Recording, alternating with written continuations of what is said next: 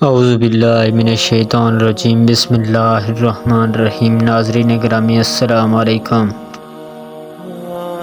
ناظرین گرامی، حضرت علی علیہ السلام سے ایمان کے متعلق سوال کیا گیا تو آپ علیہ السلام نے فرمایا، ایمان 4 ستونوں پر قائم ہے: صبر، یقین، عدل اور جہاد۔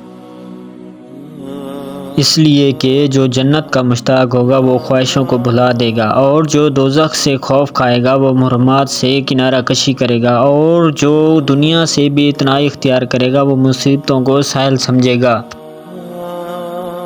اور جسے موت کا انتظار ہوگا وہ نیک کاموں میں جلدی کرے گا۔ اور یقین کی بھی 4 شاخیں ہیں: روشن نگاہی، حقیقت رسی، عبرت اندوزی اور عقلوں کا طور طریقہ۔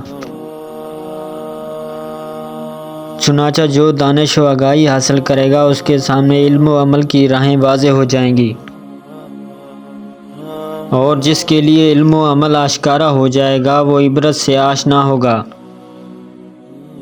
اور جو عبرت سے آشنا ہوگا وہ ایسا ہے جیسے وہ پہلے لوگوں میں موجود رہا ہو۔ اور چنانچہ عدل کی بھی 4 شاخیں ہیں: تہوں تک پہنچنے والی فکر اور علمی گہرائی اور فیصلے کی خوبی اور عقل کی پائیداری۔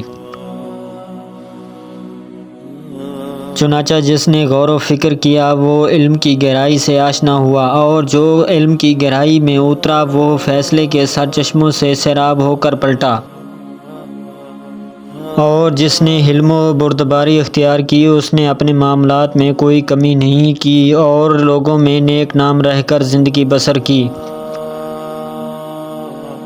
اور جہاد کی بھی 4 شاخیں ہیں: امر بالمعروف، نہی عن المنکر، تمام موقعوں پر راست گفتاری اور بدکاروں سے نفرت۔